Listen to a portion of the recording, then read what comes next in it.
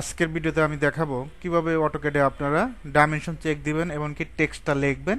সর্বপ্রথম আমরা dimension check দিব। ডিএলআই লিখে এন্টার, কি লিখে এন্টার, ডিএলআই লিখে enter. First point click, second point, okay. 10 feet 1 inch, এদিকে কত, 9 ফিট 7 ইঞ্চি, ওকে। এখন আমাদের এটা লিখে দিতে হবে। লেখার জন্য টি লিখে এন্টার, টেক্সটের টি, এরকম একটা বক্স নেবেন। এখান থেকে আমরা ফন্টটা সিলেক্ট করব। কি ফন্ট দিবেন, ইংলিশের জন্য কোন ফন্ট, টাইমস নিউ রোমান, আশা করি দিতে পারবেন। তারপর এখান থেকে ফন্টের সাইজ দিবেন 10 ইঞ্চি, এন্টার দিবেন। তারপর মাউসের স্ক্রল বারটা ঘোরাবেন, এখানে লিখবেন bedroom, B E, caps lock off করে দিবেন, B E D space room, okay. তারপর স্ক্রল বারটা ঘোরাবো, এন্টার দেব।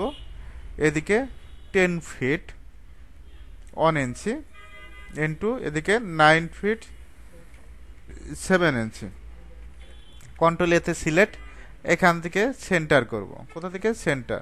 তারপর লেখাটা ইটালিক করে দেব, ওকে। এটা কমপ্লিট।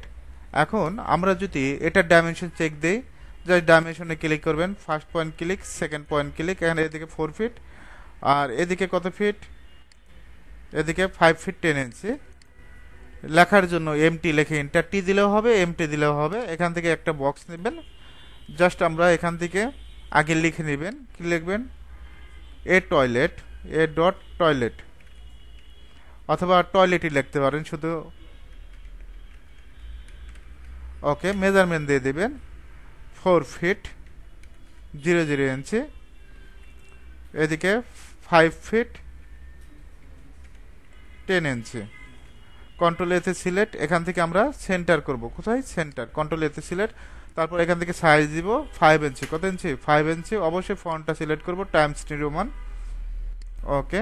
জাস্ট একটা ক্লিক করব, দেখেন অলরেডি হয়ে গেছে। এটা আমরা মুভ করব, এম লিখে এন্টার, জাস্ট সুন্দরভাবে মুভ করে দিবেন।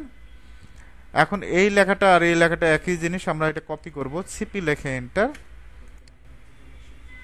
F8, জাস্ট ক্লিক করব, একই মেজারমেন্ট এটাও কপি করে দিব। সিপি লিখে এন্টার, এই পয়েন্ট থেকে এই পয়েন্ট। এখন আমরা এটা ডাইমেনশন চেক দিব। ডিআইএম কিবোর্ড শর্টকাট, অনেকভাবে কাজ করা যায়, অটোক্যাডের কাজ অনেকভাবে করা যায়। এদিকে 3 ফিট 7 আর এদিকে 5 ফিট 10, একই মেজারমেন্ট।